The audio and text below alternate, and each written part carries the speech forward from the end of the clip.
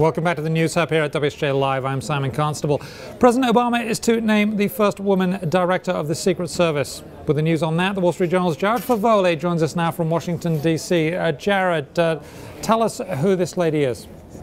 So this is Julia Pierson. She's been with the Secret Service for about 30 years. She started down with the agency down in Florida. She was a former Orlando police officer, and she's been with the agency for 30 years, former chief of staff to the previous director. Okay, and why do you think she's been picked over of all the candidates that they could have been? It's quite a large organization.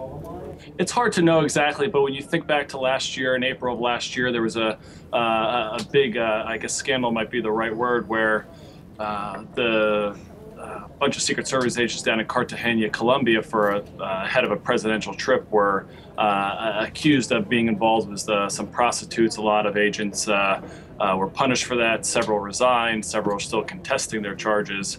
But that's probably the reason. You know, this would represent, even though the Secret Service has said there's not a cultural problem at the agency, you know, putting a woman in place does two things. One, it helps the president, defend against some people who say his cabinet and the people in his administration aren't diverse enough, and also would help with at least appearances in terms of a cultural shift at the agency. Okay, would she be then, when we get the official announcement, would she be then in charge of cleaning up that culture, even if there isn't one? I mean, the White House, or excuse me, the Secret Service has said there isn't a cultural problem. Obviously, Congress has pressed them a lot on that, but the Secret Service has said it again and again. You know, this is not a broader cultural problem at the agency, but you know, it's hard to tell. It's called the Secret Service. It's a secret organization in some sense. So, yes, she would be the person in charge of that if there really is a cultural problem there. Okay, and when would she step into that if she is indeed appointed, as we all expect?